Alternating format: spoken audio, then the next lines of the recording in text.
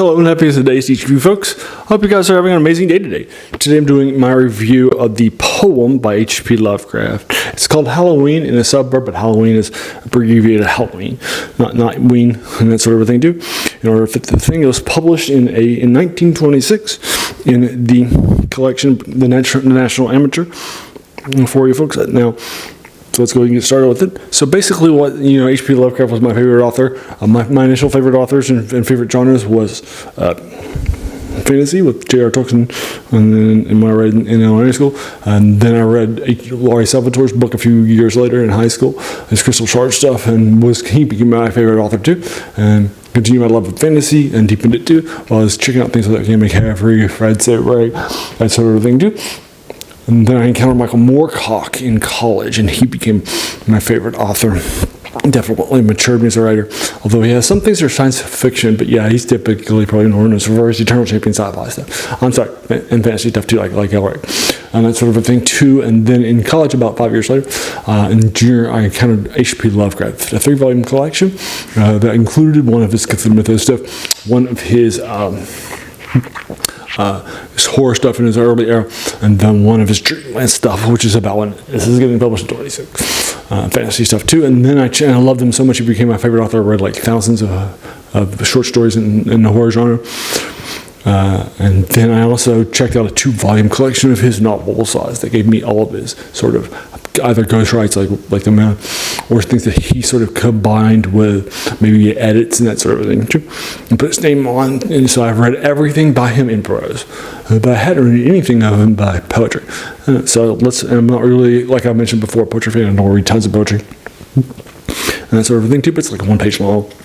It's very fast. I knocked it out a couple of days ago in the road, in the car, in about like 3 or 4 minutes, and that sort of thing too. But basically, what's happening in Halloween in a Suburb is that you are having a lot of different things that are happening.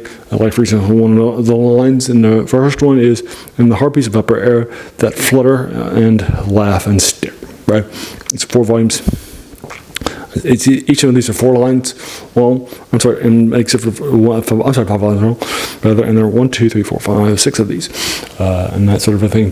It's very fast. I'll link it to you online where I read it for free too, in case you're interested in checking it out for you folks. But I thought it would be nice to publish my review of Halloween in a Suburb for y'all today on Halloween.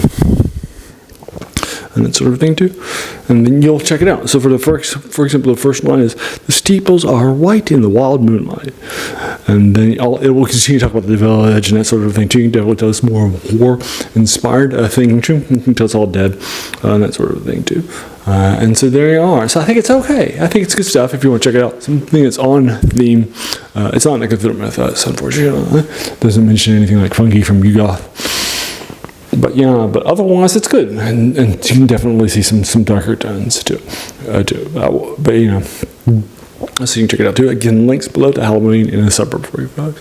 I'm giving this a 7. It's fine. Again, I'm not really a poetry critic. I don't read a lot of poetry stuff, so your mileage may totally vary for you folks. But there you go. So let me know what your thoughts are in the comments below.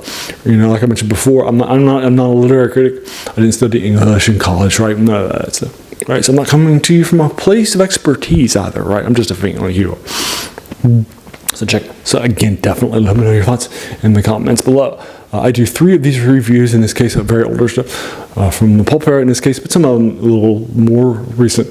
But 3 older reviews a week that you read of short stories, or sometimes they're prose poems or novels too, and fantasies. In the 3 genres we cover: fantasy, horror in this case, and then science fiction too, right? And then on Saturday, I do reviews of my older movie serials called Serial Saturday, where I review things like the Dick Tracy series, or that would have been published right around here, Tarzan, in the silent era. It was also published in the late 90s too. I reviewed it too, Flash Gordon, all that stuff, doing the first season of Doctor Who. And then on Monday, I do reviews of tabletop RPGs, like Dungeons & Dragons, or Middle Earth Role-Playing, or war games too, like Battletech do. And then on Wednesday, I do reviews of older video games, and that sort of thing too that I've done, like the Star Control series, Star Control 2 or Evil Genius, that sort of thing too. So there you go. So the 7 reviews a week, if that sounds like your cup of tea, well then great. Welcome to the channel and have a seat. I think you'll enjoy your time here quite a bit, right? all up and down the block for your folks, all right? And as you can tell from those 7 older things, that's the passion of this channel, finding these older things.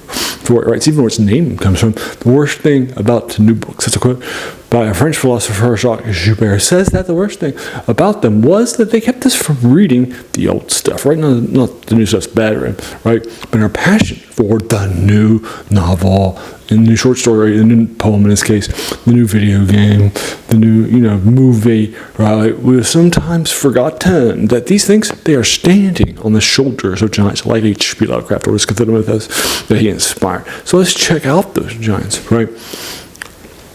There you are, and I want to thank you so very, very much for just taking some time out of your day and investing it, right, and watching my videos, because we all have so many things that are happening in our lives, and we're pulled in so many different directions too, right? So like you spent this time with me, that's incredibly humbling, and I appreciate that so very, very much. So thanks again, and have an amazing day.